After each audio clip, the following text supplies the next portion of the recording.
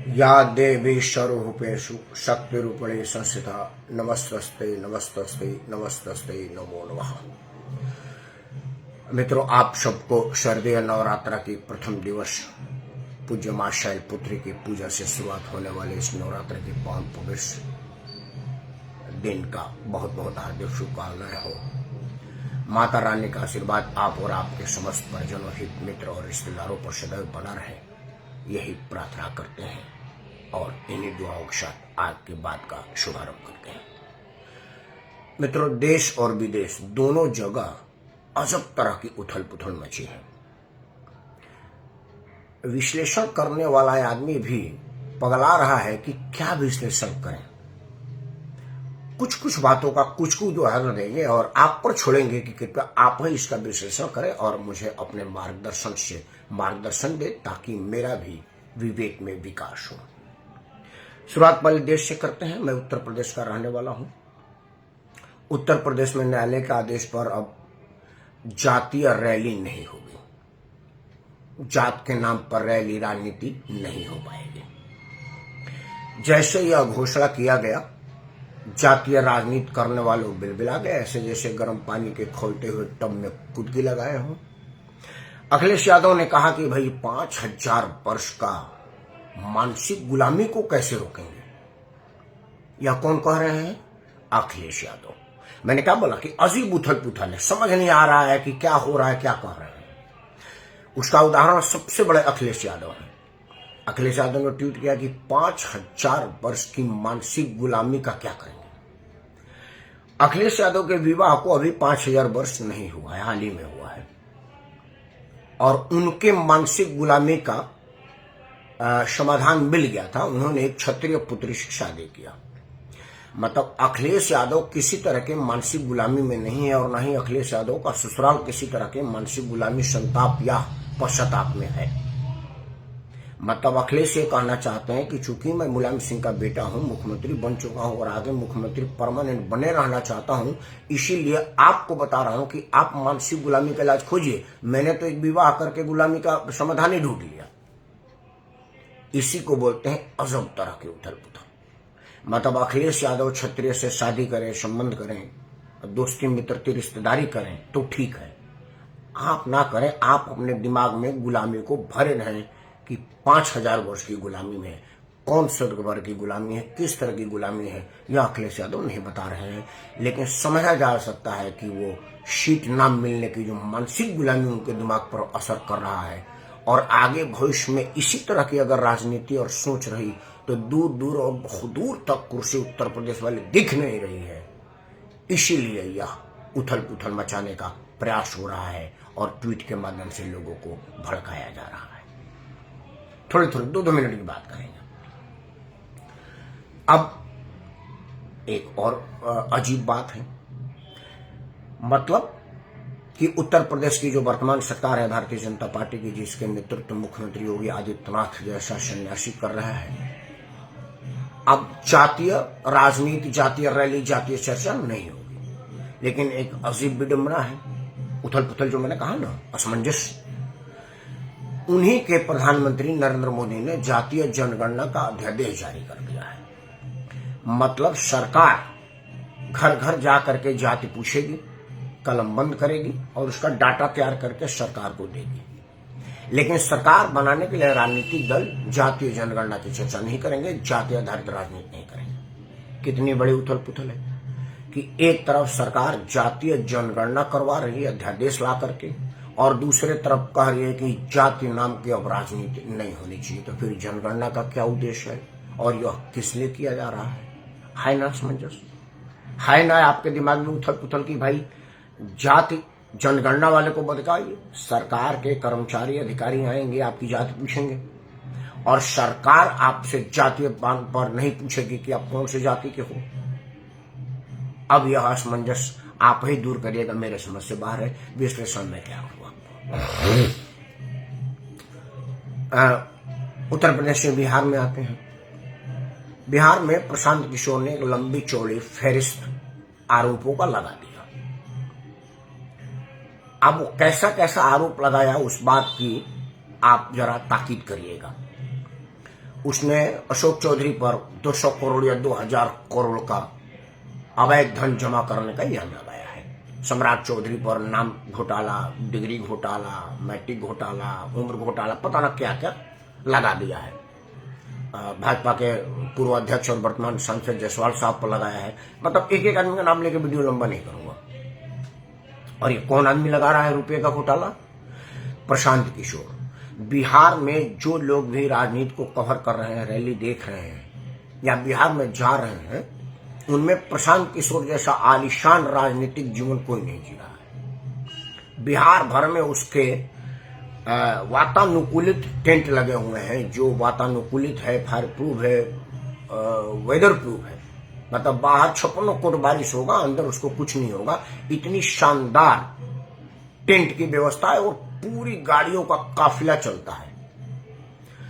वो मूतने के लिए जिस गाड़ी का इस्तेमाल करता था वो भी करोड़ों में है। बड़ा चर्चा चला कि प्रशांत किशोर सिर्फ एक गाड़ी इसलिए लेकर अपने साथ घूमते हैं जिसमें उनको सिर्फ हगना मुतना होता है। जो आदमी हगने मुतने के लिए करोड़ों का वेनिटी बैग लेकर के घूम रहा है, वो अशोक चौधरी पर कई 100 करोड़ का इल्जाम लगा रहा है, जबकि चौधरी के पास बेईमानी करने का, कमीशन खाने का, पैसा कमाने का संसाधन है। वो कई साल से मंत्री है। लेकिन प्रशांत किशोर जो अभी सरकार में आए नहीं, पहली बार चुनाव लड़ रहे हैं, उनके पास इतना पैसा कहां से आया है यह प्रशांत किशोर नहीं बता रहा है। ना असमंजस, है ना विडंबना कि जो आदमी सरकार में है, मेरा मानना है कि सरकार में रहने का मतलब नहीं है कि आपको कमीशन खाने, बेईमानी करने, लूट खसोट करने का छूट मिल गया। लेकिन उम्मीद तो है, बिन मांगे कई लोग आपको दे देते हैं। आप मांग नहीं पाते तब भी आपकी कई जरूरतें लोग पूरा करने के लिए ललायत रहते हैं। लेकिन एक ऐसे आदमी के पास जो सरकार में आगू बाजू भी कभी नहीं रहा, उसके पास कितनी 100 करोड़ रुपया कहां से आया? रोज करोड़ों रुपया खर्चा हो रहा है उसके रैली पर। आधुनिक गाड़ियां चल रही हैं, शानदार भोजन पैकेट में बंद किया आता है। एक एक बकेट का भोजन 500 हजार रुपया की वो पैकेट आती है जो लोगों को भोजन मिलता है। पानी उसका साधारण नहीं होता, एक फाइन और कौन सा बोतल बंद पानी पीते हैं उसके वर्कर कर्मचारी। और ये आदमी अभी किसी सरकार में रहा नहीं, पहली बार चुनाव लड़ रहा है। अब स्ट्रेटेजिक एडवाइजर था तो अभी तक उन्होंने एक नंबर में कोई पैसा लिया, इसकी स्वीकारोक्ति ना तो उसने किया है ना भाजपा ने कहा है जो मोदी ने कि उनको कोई पैसा दिया है, या ममता बनर्जी कुछ कहा है, या पंजाब की सरकार ने कहा है, या जिस सरकारों को सलाह दिया है उसमें से किसी ने इसको पैसा देने की बात नहीं कही। और इनकम टैक्स में इस पैसा का कोई जिक्र भी नहीं है। कुछ जिक्र है जो इसके पास है, वो ये है कुछ संदेहात्मक मनी का ट्रांजैक्शन है। मतलब कुछ दारू माफियाओं ने पैसा दिया है, वो इसके निजी कोष में चला गया, कुछ पार्टी फंड में चला गया। अभी वो जांच के घेरे में है, उस पर स्पष्टीकरण की आवश्यकता है। लेकिन जो आदमी खुद ही आकंठ बेईमानी जैसा प्रतीत हो रहा है, वो दूसरे को बेईमान कर रहा है ना असमंजस की स्थिति। या कुछ अरविंद केजरीवाल के राजनीति नक्शे कदम पर चल रहा है कि मैं कह रहा हूं तो मैं सही हूं, जिनको कह दिया वो बेईमान है, आप मुझसे मत पूछिए। और वो सब अरविंद केजरीवाल हो रहा है। जिस तरह से केजरीवाल सीधे कांग्रेस के आला कमान से लेकर के निचले तक को लिस्ट बना के बेईमान कहता था, बाद में उन्हीं की तलवे चाटने लगा। वही हाल प्रशांत किशोर का है। वो रोज प्रेस कॉन्फ्रेंस करके एक आदमी को बेईमान कह रहा है। मैं यह दावे से नहीं कह सकता कि प्रशांत किशोर जिसको बेईमान कह रहा है वो बेईमान नहीं, ईमानदार है। नहीं, ऐसा मैं नहीं मानता, क्योंकि मेरे पास जांच एजेंसी की कोई रिपोर्ट नहीं है और ना ही मैंने कोई स्वतंत्र भी जांच करवाया हुआ है। तो उसका जो आरोप है वो सही है कि नहीं है, यह जांच के बाद पता चलेगा। लेकिन एक चीज जिसकी जांच की जरूरत ही अभी नहीं है, प्रथम दृष्टया लग रहा है कि गलत है, वो है प्रशांत किशोर का अनाप शनाप पैसा का स्रोत। क्योंकि यह आदमी अभी सरकार में नहीं आया है। तो जो आदमी अभी पहली बार चुनाव लड़ने की सोचा है, अभी कैंडिडेट भी घोषित नहीं है, क्योंकि बिहार में चुनाव घोषित ही नहीं हुए, हो सकता है अंत में जाते जाते चुनाव ही न लड़े। उस आदमी के पास इतना फंड किस मद में आया, किस उद्देश्य से आया? और इस आदमी को विदेशी राजदूत क्यों मिलने आ रहा है? क्योंकि भारत के कानून के मुताबिक विदेश में संपर्क विदेश मंत्रालय के माध्यम से होगा। और प्रशांत किशोर भारत सरकार के विदेश मंत्रालय में ना तो प्रवक्ता है, ना अधिकारी है, और ना ही कंसल्टेंट है। तो एक विदेशी राजनयिक उसको मिलने के लिए पटना के पावन पवित्र धरती पर क्यों आई? आपको कुछ नहीं लग रहा कि ये दाल में काला नहीं, पूरा का पूरा दाल ही काला है? कहीं या किसी के साजिश तो नहीं आया, किसी का कोई एजेंडा तो नहीं है? क्योंकि भारत महान को डिस्टर्ब करने के लिए कई तरह की शक्तियां काम कर रही हैं। जार सोरस सरेआम नोट का बोरा का मुंह खोल दिया है, कहीं 2-4 बोरा इसके पास तो नहीं गिरा दिया है, क्योंकि पैसा इसके पास बहुत है। और इसकी जो शैली है वो जैसे केजरीवाल सीधे लोकतंत्र को घटता बनाता था, कानून को जुतिया दिखाता था, वह यह सब कर रहा है। असमंजस की स्थिति है कि जो आदमी कभी किसी सरकार के अंग में नहीं रहा, उसके पास पैसे का कोई स्रोत बता नहीं रहा है, और सबसे ज्यादा अगर पैसा कोई खर्चा कर रहा है इस प्रचार में तो है प्रशांत किशोर। इतना पैसा इसके पास कहां से आया यह नहीं बता रहा है। अब चलते हैं बिहार से थोड़ा दूर, जब तक बाहर भी चलते हैं। मित्रों, भारत में भी आपने देखा होगा कि लोक लुभावन नारों पर आपने सरकार बना दिया, बाद में आपको पछताना पड़ा कि यार हमने क्या कर दिया। वही हाल अब दूर देश अमेरिका का हुआ है। अमेरिकी राष्ट्रपति ने लोक लुभावन नारे लगाए, अमेरिकी फर्स्ट की बात कही और सरकार में आ गया, और अब उसकी अमेरिकी फर्स्ट नीति अमेरिका को नुकसान कर रहा है। जैसा कि मैंने कई बार आपको बताया है, फिर से एक बार बताता हूं कि अमेरिकी राष्ट्रपति ने जो टैरिफ बम फोड़ा है, असल में वो भारत पर नहीं है, या जिस भी देश पर टैरिफ लगा है उस देश का नुकसान प्रथम दृष्टया नहीं है, तुरंत नहीं है, तुरंत तो अमेरिकी नागरिक पर है। क्योंकि भारत पर, मान लीजिए मैं भारतीय का उदाहरण लूं कि भारत पर उसने 50% टैरिफ इंपोज कर दिया है, तो भारतीय सामान अमेरिकी बाजार में बिकेगा तो अमेरिकी लोगों को 100 रुपए वाला सामान 150 में मिलेगा। भारत ने तो अपना 100 रुपए में माल बेच के 100 रुपए अंदर कर लिया, अब अपना अगला प्रोडक्शन की तैयारी कर रहा है। अब आगे ऑर्डर नहीं आएगा तो वो किसी और देश में प्रयास करेगा। कई देश हमारे साथ बिजनेस करने के लिए तैयार है। मतलब प्रथम दृष्टया अभी से भारत के किसी व्यवसाय पर कोई खतरा नहीं है, कोई नुकसान नहीं है, किसी तरह का दबाव नहीं है।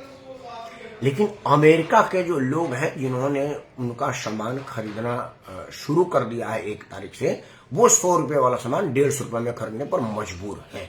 मतलब यह नुकसान किसको हो रहा है? अमेरिकी नागरिकों जिन्होंने इनको वोट दिया है ना। असमंजस की स्थिति कि समझ में नहीं आ रहा है कि भला कौन कर रहा है, बुरा कौन कर रहा है। अमेरिकी फर्स्ट की नीति अपना करके अमेरिकी राष्ट्रपति ने अमेरिकी लोगों पर 50% का अतिरिक्त कर लगा दिया है। अब अमेरिकी लोगों को 100 का सामान 150 में पड़ रहा है। भारत का व्यवसाय आगे ऑर्डर नहीं देगा तो उसको नहीं नुकसान पड़ेगा, और वो ऑर्डर भी देगा तो वो उसका 100 रुपए का सामान 100 रुपए में बेचना है। हमारा 100 रुपया खर्चा पड़ रहा है, मैं 100 रुपए में तुमको सामान दूंगा, तुम अपने 300 में बेचो, तुम्हारे सरकार का टैरिफ है। मतलब इसमें अमेरिका का नुकसान है, भारत का नुकसान नहीं है। हाँ, हो सकता है कि किसी और देश का सामान सस्ता पड़े तो भारत का एक्सपोर्ट ना हो, तो भारत किसी और देश में एक्सपोर्ट का प्रयास करेगा। कोई जरूरी है कि धरती पर एक सिर्फ अमेरिका ही है। अब उसने उससे पगलाहट से जब नहीं निजात पाया तो एक और पगलाहट किया, H1B वीजा को और ज्यादा महंगा करके। पहले H1B वीजा मेरे ख्याल से 4-5 लाख रुपए का था, अब 88 लाख का हो गया है। तो यह भी अमेरिकी को फर्क पड़ेगा, क्योंकि वो भारत के नागरिक पर नहीं फीस लगा है, अमेरिकी कंपनी को देना पड़ेगा जिस कंपनी से काम कर रहा है। और उसके उलट इससे भारत का क्या फायदा होगा यह जान लीजिए। कितनी आश्चर्य की बात है, कितनी खुशी की बात है, कितना सोचने वाली बात है कि जिस तरह से एक्सपोर्टरों को दूसरा मार्केट तलाशने का मौका मिल गया है। जीएसटी की भारी कटौती के बाद भारत के घरेलू बाजार में सामान उतार करके अपना माल खपा देने का एक सुनहरा अवसर मिल गया है। उसी तरह से H1 वीजा पर अब विदेशी कंपनियों को भारत में कंपनी लगाने का एक सुअवसर मिला है, क्योंकि H1 वीजा का कास्ट तो तभी लगेगा ना जब आप अमेरिका में काम करेंगे। अगर कहीं अमेरिका की वो कंपनियां आउटसोर्स कर दे, मतलब भारत के लोगों को अमेरिका बुलाए ना, भारत से वर्क फ्रॉम होम करवा दे, जैसा मेरा बेटा उठाया, आजकल सब वर्क फ्रॉम होम कर रहे हैं, तो जैसा मेरा बेटा वर्क फ्रॉम होम कर रहा है, अगर उसी तरह का वर्क फ्रॉम होम अमेरिकी करवा दे भारत के लोगों से, तो फिर वो जो 3 लाख रुपया वीजा का 6 लाख रुपया मिलता था वो भी नहीं मिलेगा, और अमेरिकी कंपनियों का काम भी नहीं रुकेगा। दूसरा क्या है कि जो बच्चे हमारे वहां पढ़ने जाते थे, अब वहां ना जा करके हमारे अपने विश्वविद्यालय में पढ़ेंगे, हमारे यहाँ MBA करेंगे, हमारे यहाँ CA करेंगे, हमारे यहाँ डॉक्टरी करेंगे, इंजीनियरिंग करेंगे, तो हमारा जो एजुकेशनल मार्केट है वो ग्रोथ करेगा, मजबूत होगा, और हमारे बच्चे हमारे यहाँ पढ़ करके हमारा सेवा करेंगे। तो तात्कालिक नुकसान है ना अमेरिका को, यह बोलते हैं असमंजस की राजनीति। अमेरिकी राष्ट्रपति को लग रहा है कि मैं भारत को या दुनिया को दबा रहा हूं और दुनिया हंसी उड़ा रही है कि यार दुनिया नहीं दब रही, पहले तुम दब रहे हो। और अब यह बात अमेरिकी लोगों को समझ में आने लगी और अमेरिका अपने इस निर्णय पर पछता रहा है कि हमने इस बड़े बोले को क्यों रख लिया। है ना असमंजस की स्थिति। अब एक और असमंजस कहा करके वीडियो बंद करेंगे, नहीं तो अगर इस पर करें तो बहुत बड़े। ये अमेरिका के राष्ट्रपति के होते, इसी से शुरू करते हैं।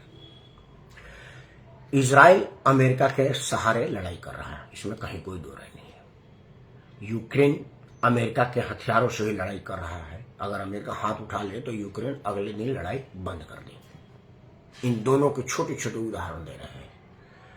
एक तरफ यूक्रेन को सहारा देकर के रूस से लड़वा रहा है और दूसरी तरफ रूस को बुला करके अलास्का में शांति का मीटिंग कर रहा है। मतलब यूक्रेन को उकसा रहा है, हथियार दे रहा है, समर्थन दे रहा है लड़ाने के लिए, और रूस को बुला करके शांति का पाठ पढ़ा रहा है।